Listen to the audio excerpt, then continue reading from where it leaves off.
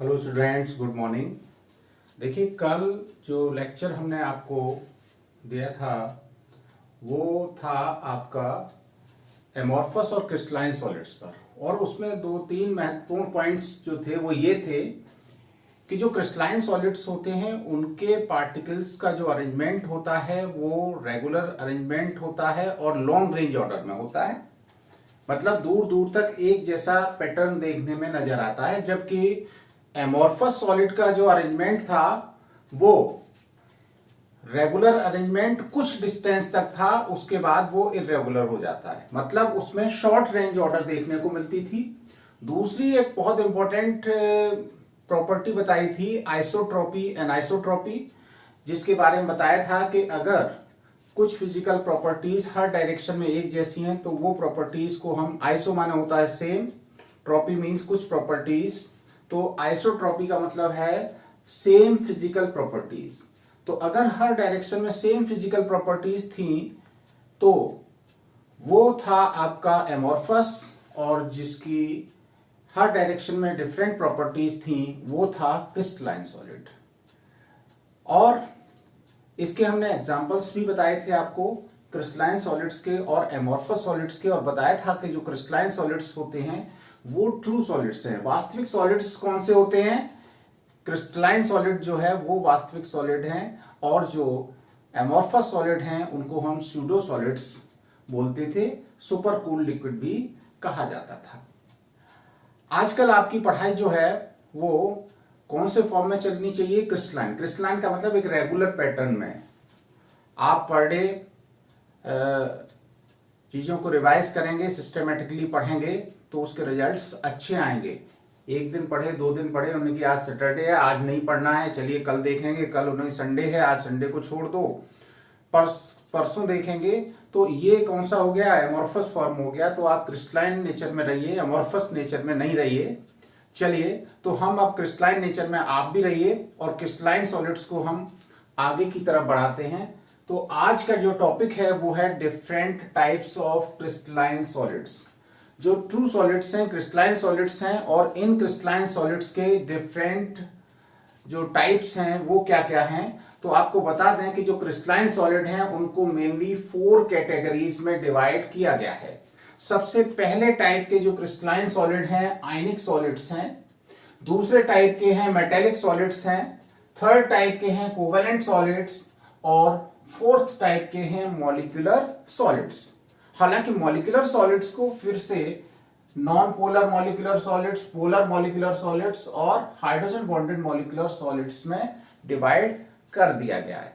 एक यहां पे एक इंपॉर्टेंट बात और आप सुन लें कि जो कोवेलेंट सॉलिड्स और मॉलिक्यूलर सॉलिड्स हैं इनमें थोड़ा सा डिफरेंस है। कोवेलेंट सॉलिड्स में भी कोवेलेंट बॉन्ड होते हैं, मॉलिक्यूलर सॉलिड्स में भी जो मॉलिक्यूल्स के बीच में बॉन्ड होते हैं वो कोवेलेंट बॉन्ड ही होते हैं, बट मॉलिक्यूल्स जो आपस में जुड़े होते हैं वो van der Waals force of attraction से जुड़े रहते हैं। तो अब हम इनकी प्रॉपर्टीज का एक एक करके स्टडी करना चाहते हैं कि क्रिस्टलाइन सॉलिड्स की प्रॉपर्टीज क्या है। तो सबसे पहला है कॉन्स्टिट्यूएंट ऑफ पार्टिकल्स। किस तरह के पार्टिकल्स से मिलकर बने होते हैं? तो आपको पता ही है कि जो आयनिक सॉलिड्स होते हैं वो किससे मिलते हैं? Cations and anions. इनके जो कॉन्स्टिट्यूएंट पार्टिकल्स होते हैं आयनिक सॉलिड्स के वो क्या होते हैं? कैटायंस और एनायंस। जैसे आपका नमक है, इसमें Na आयन और Cl आयन होंगे। तो इस तरह से ये cation anion, cation anion, cation anion, anion cation, anion cation, anion cation, cation anion, cation anion, cation anion. तो हर कैटायन को एक एनायन घेरे रहता है, एनायन को एक कैटायन घेरे रहता है। तो इनके जो कॉन्स्टिट्यूएंट पार्टिकल्स हैं वो क्या हैं? कैटायन मतलब पॉजिटिव आयन और एनायन का मतलब नेगेटिव आयन। अब बात आती है मेटेलिक सॉलिड्स की। आपको पता है कि मेटेलिक सॉलिड्स जो है वो कैसे बनते हैं? तो आपको इसमें बता दें कि जो मेटल एटम्स होते हैं उनकी कोर इलेक्ट्रॉन्स जो होते हैं, कोर इलेक्ट्रॉन का मतलब है वैलेंस इलेक्ट्रॉन्स, जैसे आपका सोडियम मेटल है, इसका इलेक्ट्रॉनिक कॉन्फ़िगरेशन है 1s2 2s2 2p6 3s1। तो ये आपका जो इलेक्ट्रॉन है 3s1, ये इलेक्ट्रॉन क्या है, कोर इलेक्ट्रॉन है। और ये मेटल्स अपने कोर इलेक्ट्रॉन्स को इजीली लूज कर देते हैं और आयंस में कन्वर्ट हो जाते हैं। इन आयंस को कहा जाता है कर्नेल्स, और ये इलेक्ट्रॉन बोले जाते हैं फ्री इलेक्ट्रॉन और कोर इलेक्ट्रॉन। तो इसका मतलब क्या है कि जो मेटल्स होते हैं उनका जो कॉन्स्टिट्यूशन होता है, उनका जो कंस्ट्रक्शन होता है, वो कैसे होता है, metallic ions means kernels and core electrons. तो इनमें क्या होते हैं, कर्नेल्स होते हैं, कर्नेल्स आपको अभी अभी बता दिया था, and core electron. Core electron आपको बता ही दिया है, जो फ्री इलेक्ट्रॉन्स होते हैं उनको हम कोर इलेक्ट्रॉन्स बोलते हैं। अब सपोज करिए जो कर्नेल्स हैं वो ये हैं, और चूंकि मेटल्स की जो आयनाइजेशन एंथैल्पी होती है वो बहुत लो होती है, तो ये क्या करते हैं, इजीली इलेक्ट्रॉन्स को लूज कर देते हैं। और इजीली इलेक्ट्रॉन लूज कर देने की वजह से वो लूज इलेक्ट्रॉन्स जो हैं, फ्री इलेक्ट्रॉन्स जो हैं, वो आपके उस तरह से बहते रहते हैं जैसे गंगा नदी बहती रहती है, समुद्र में पानी बहता रहता है। तो इलेक्ट्रॉनों की गंगा है, और इस इलेक्ट्रॉनों की गंगा में कौन है, मेटल आयंस डिप है। इसको आप ऐसे भी समझ लें कि अगर हम रवे का हलवा बनाएं और उसमें रेजेंस डाल दें, तो काफी संख्या में रेजेंस डाल दें, तो रेजेंस जिस तरह से डिप हैं तो वो क्या कहलाएंगे, कर्नेल्स बोले जाएंगे, और रवे के पार्टिकल्स क्या बोले जाएंगे, इलेक्ट्रॉन बोले जाएंगे। तो इस तरह का जो सिस्टम होता है वो मेटल्स में होता है। इलेक्ट्रॉन जो है वो फ्रीली मूव करते रहते हैं, लेकिन ये जो कर्नेल्स हैं वो अपनी पोजीशन पर हमेशा फिक्स रहते हैं। इलेक्ट्रॉन कर्नेल्स पर अट्रैक्शन फोर्स लगाते रहते हैं, और उसकी वजह से वो एक दूसरे से स्ट्रॉन्ग इलेक्ट्रोस्टैटिक फोर्स अट्रैक्शन से बंधे रहते हैं, लेकिन इस बॉन्ड को हम मेटेलिक बॉन्ड कहते हैं। अब आती है बात कोवेलेंट सॉलिड्स की। कोवेलेंट सॉलिड्स में जो कॉन्स्टिट्यूएंट पार्टिकल्स होते हैं वो क्या होते हैं, एटम्स होते हैं। इसमें एटम्स आपस में कोवेलेंट बॉन्ड से बॉन्डेड रहते हैं और एक 3D नेटवर्क बनाते हैं। जैसे हम डायमंड की बात करते हैं तो डायमंड में इस तरह से कार्बन आपस में जुड़े रहते हैं, और फिर जो है इस तरह का जो है वो 3D नेटवर्क बनाते हैं। और ऐसे ही क्वार्ट्ज है, क्वार्ट्ज में सिलिकॉन एटम आपस में एक दूसरे से जुड़े होते हैं और 3 डायमेंशनल एक नेटवर्क बनाते हैं। तो इसमें जो एटम्स हैं वो एक दूसरे से कोवेलेंट बॉन्ड से बॉन्डेड रहते हैं, ये कहलाते हैं कोवेलेंट सॉलिड्स। तो इसमें कॉन्स्टिट्यूएंट पार्टिकल्स क्या होते हैं, एटम्स होते हैं, और एटम्स एक दूसरे से जुड़े रहते हैं। अब आती है बात मॉलिक्यूलर सॉलिड्स की। जैसा कि हमने आपको बताया था कि मॉलिक्यूलर सॉलिड्स जो हैं वो 3 टाइप के हैं, non polar, polar, hydrogen bonded. तो ये किस बेस पे हैं, देखिए जितने भी मॉलिक्यूलर सॉलिड्स होते हैं इनमें वांडरवाल फोर्स ऑफ अट्रैक्शन होते हैं। आपने फर्स्ट ईयर क्लास में वांडरवाल फोर्स ऑफ अट्रैक्शन पढ़े थे, London forces, dipole dipole forces, hydrogen bonding. तो इस तरह के फोर्सेस होते हैं, उन्हीं फोर्सेस के बेस पे इनको 3 टाइप्स में क्लासिफाई कर दिया गया है। तो इसमें क्या होता है, आपके मॉलिक्यूलर सॉलिड्स में नॉन पोलर मॉलिक्यूल्स होते हैं। इसमें क्या होते हैं, non polar molecules. Non polar molecules मतलब जिनमें पोलैरिटी नहीं होती है, जैसे H2 है, I2 है, CO2 है, ये कैसे हैं, नॉन पोलर मॉलिक्यूल्स हैं। तो वो इसके कॉन्स्टिट्यूएंट पार्टिकल्स होते हैं। अगर हम इसकी बात कर लें, इसमें कैसे होंगे, पोलर मॉलिक्यूल्स होंगे, पोलर मॉलिक्यूल्स में जैसे आपका HCl है, SO2 है, ये पोलर मॉलिक्यूल्स इनके कॉन्स्टिट्यूएंट पार्टिकल्स बनाते हैं, जबकि हाइड्रोजन बॉन्डेड मॉलिक्यूलर सॉलिड्स में जो मॉलिक्यूल्स होते हैं वो कैसे होते हैं, molecules containing hydrogen atom bonded to FON। आपको पता है कि फ्लोरीन, ऑक्सीजन, नाइट्रोजन से जब हाइड्रोजन एटम अटैच रहता है तो उसमें जो पोलैरिटी आती है उसकी वजह से वो हाइड्रोजन बॉन्ड बनाने की कैपेसिटी रखता है। तो इसलिए मॉलिक्यूलर सॉलिड्स में इस 3 तरह के आपके कॉन्स्टिट्यूएंट पार्टिकल्स हो सकते हैं। तो ये तो बात रही हमारे कॉन्स्टिट्यूएंट पार्टिकल्स की। अब बात आती है आपका फोर्स ऑफ अट्रैक्शन या नेचर ऑफ बॉन्ड। किस तरह के फोर्स ऑफ अट्रैक्शन वर्क करते हैं आयनिक सॉलिड्स में, तो आपको बता दें कि जो आयनिक सॉलिड्स हैं इनमें फोर्स ऑफ अट्रैक्शन होते हैं इलेक्ट्रोस्टैटिक फोर्स ऑफ अट्रैक्शन।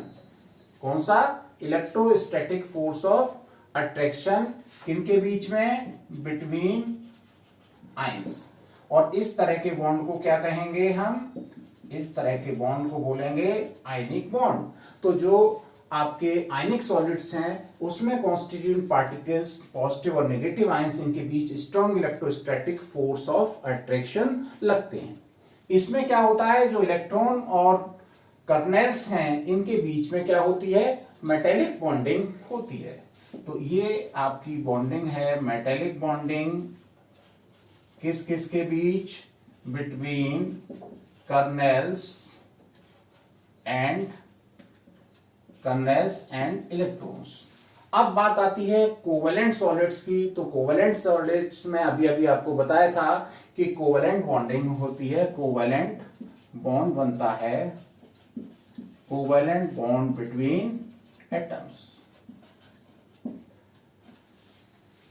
अब बात आ रही है मॉलिक्यूलर सॉलिड्स की। तो मॉलिक्यूलर सॉलिड्स में जो भी बॉन्ड बनते हैं वो बॉन्ड कौन से हैं? वान डर वाल्स फोर्सेस।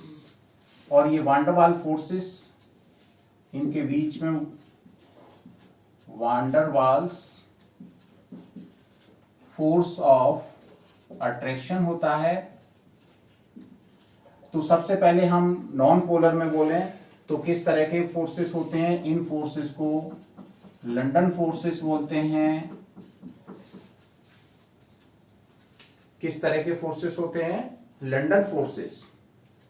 लंदन फोर्सेस में क्या होता है? नॉन पोलर मॉलिक्यूल्स के बीच में जो इंड्यूस्ड डाइपोल होता है उसकी वजह से जो अट्रैक्शन फील होता है उसको बोलते हैं लंदन फोर्सेस। इसमें कौन कौन से फोर्सेस होते हैं? इसमें डाइपोल अट्रैक्शन होते हैं और इसमें क्या होता है? हाइड्रोजन बॉन्डिंग होती है। तो ये आपके फोर्स ऑफ अट्रैक्शन हो गए डिफरेंट टाइप के सॉलिड्स के बीच। अब बात आती है तीसरा है आपका melting point. Melting point depends upon the attraction force between the constituent particles. अगर कॉन्स्टिट्यूएंट पार्टिकल्स के बीच के अट्रैक्शन फोर्स हाई होंगे तो मेल्टिंग पॉइंट भी हाई होंगे। तो हमारे जो आयनिक बॉन्ड हैं इनके मेल्टिंग पॉइंट कैसे होते हैं? हाई होते हैं, क्योंकि कॉन्स्टिट्यूएंट पार्टिकल के बीच के अट्रैक्शन फोर्स हाई होते हैं। मेटेलिक सॉलिड्स की बात कर लीजिए, इनके भी जो बॉन्ड्स जो होते हैं वो स्ट्रॉन्ग होते हैं, वो इसलिए ये भी कैसे होते हैं? हाई होते हैं, क्वाइट हाई बोल सकते हैं, मतलब पर्याप्त हाई होते हैं, हाई टू लो भी कह सकते हैं। और कोवेलेंट सॉलिड्स होते हैं, इनके बीच के जो अट्रैक्शन फोर्सेस होते हैं वो बहुत हाई होते हैं, इसलिए इनके मेल्टिंग पॉइंट बहुत हाई होते हैं। जैसे डायमंड है, सिलिका है, ये बहुत ही हाई मेल्टिंग पॉइंट रखते हैं, तो इसलिए इनके मेल्टिंग पॉइंट्स जो है वो बहुत हाई होते हैं, क्योंकि कोवेलेंट बॉन्ड को ब्रेक करने के लिए, 3D नेटवर्क को तोड़ने के लिए बहुत एनर्जी की जरूरत होती है। अब आते हैं, ये सबसे वीक फोर्सेस होते हैं, इसलिए इनके जो मेल्टिंग पॉइंट होते हैं बहुत लो होते हैं। इनके भी कैसे होते हैं? लो होते हैं, और इनके भी कैसे होते हैं, लो होते हैं। तो ये बात हो गई हमारे मेल्टिंग पॉइंट की। अब आती है फोर्थ पॉइंट है इलेक्ट्रिकल कंडक्टिविटी। इलेक्ट्रिकल कंडक्टिविटी का आपको हमने फर्स्ट ईयर क्लासेस में भी बताया था कि इलेक्ट्रिक का कंडक्टेंस दो चीजों से हो सकता है। पहला electrons, free electrons and ions, free ions. तो जो आयनिक कंपाउंड्स होते हैं उनमें फ्री आयंस होते हैं और उन फ्री आयंस की वजह से वो इलेक्ट्रिकल कंडक्टर होते हैं। जबकि मेटेलिक सॉलिड्स में क्या होता है, फ्री इलेक्ट्रॉन्स होते हैं और फ्री इलेक्ट्रॉन्स इलेक्ट्रिक कैरियर होते हैं। तो electric carrier are either free ions और फ्री इलेक्ट्रॉन। अगर ये फ्री नहीं होंगे तो उनसे कंडक्टेंस नहीं हो सकती। तो बात करते हैं आयनिक सॉलिड्स की। ये इंसुलेटर होते हैं सॉलिड स्टेट में, insulator in solid, but conductor in molten और एक्वस स्टेट। कंडक्टर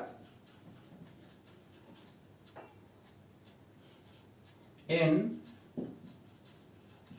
मोल्टन और एक्वस स्टेट।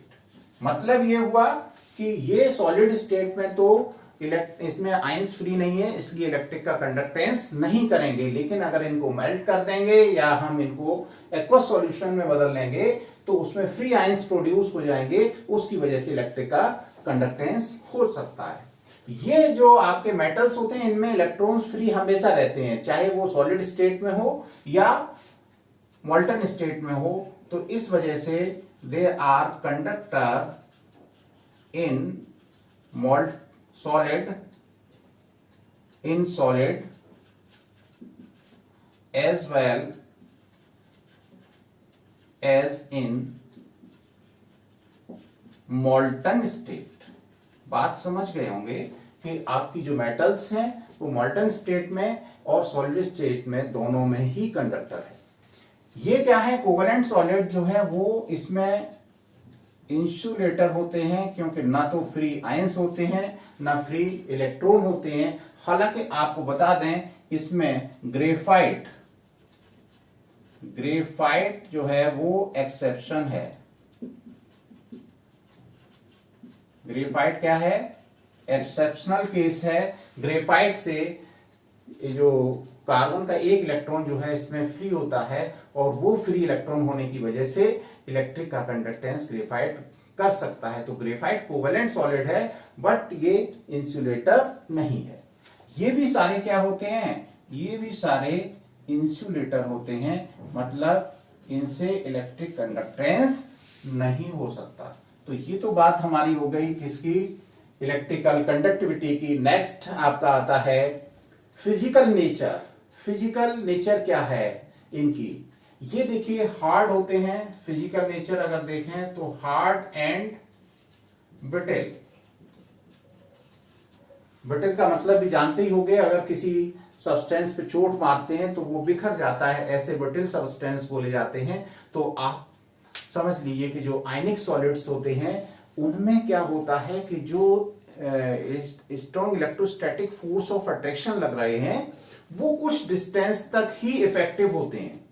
और जब हम इन पे चोट मारते हैं तो क्या होता है कि वो एक दूसरे से इतनी डिस्टेंस पे चले जाते हैं, उसके बाद इनके बीच के जो अट्रैक्शन फोर्स हैं वो खत्म हो जाते हैं। तो इसको फिर से रिक्रिस्टलाइज करना पड़ेगा, तभी वो अट्रैक्शन फोर्स क्रिएट होंगे।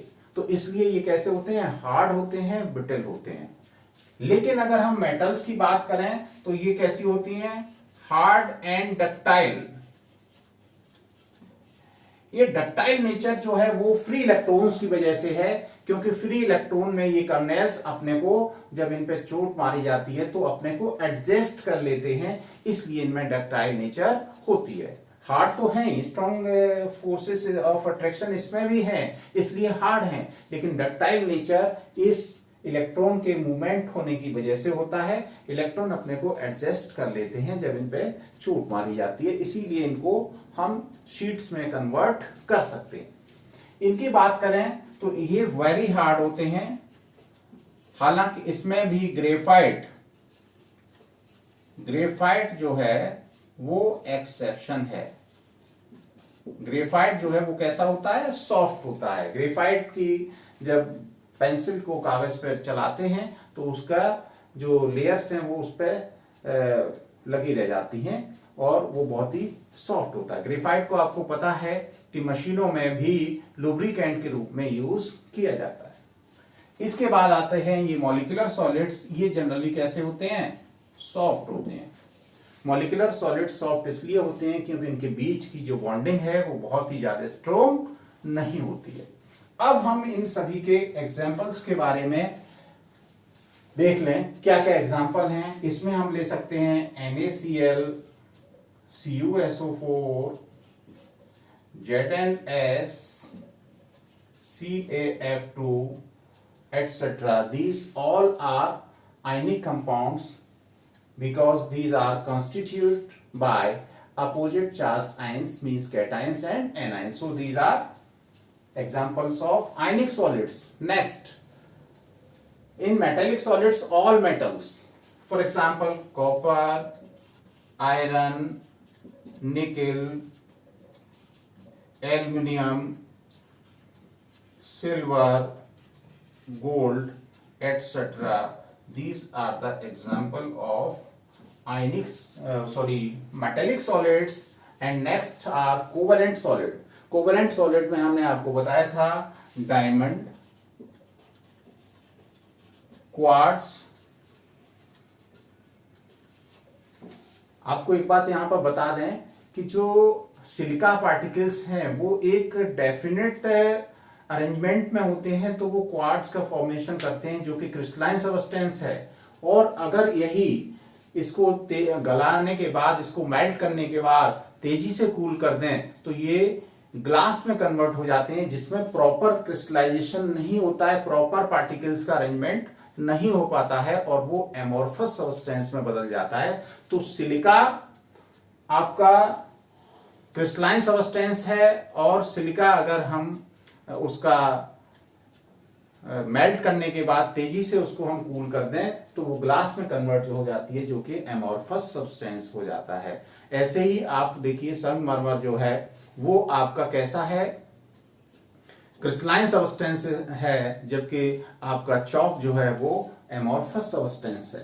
तो ये आपके कुछ सब्सटेंस ऐसे होते हैं, वो क्रिस्टलाइजेशन की नेचर पर डिपेंड करता है कि वो किन परिस्थितियों में क्रिस्टलाइज किए गए हैं, उस वजह से उनका क्रिस्टलाइन या एमोर्फस नेचर हो सकता है। तो डायमंड हो गया, क्वार्ट्ज हो गया, सिलिकॉन कार्बाइड हो गया, आपका ग्रेफाइट हो गया, ये सारे क्या हैं, एग्जाम्पल हैं इसके कोवेलेंट सॉलिड्स के। अब आते हैं मॉलिक्यूलर सॉलिड्स में। 3 टाइप बताए थे, तीनों के अलग अलग एग्जाम्पल देख सकते हैं। जैसे कि हमारे नॉन पोलर मॉलिक्यूलर सॉलिड्स थे, उसमें आपका Ar है, H2 है, I2 है, ये सारे जो है नॉन पोलर मॉलिक्यूल्स हैं। सॉलिड CO2 जिसको हम ड्राई आइस भी बोलते हैं, सॉलिड CO2 है, CH4 है, ये सारे एग्जाम्पल काय के हो गए, आपके नॉन पोलर मॉलिक्यूलर सॉलिड्स के हो गए। इसके साथ अब हम बात करें पोलर की तो HCl, SO2, ये आपके एग्जाम्पल काहे के हो गए, ये हो गए आपके पोलर मॉलिक्यूलर सॉलिड्स के।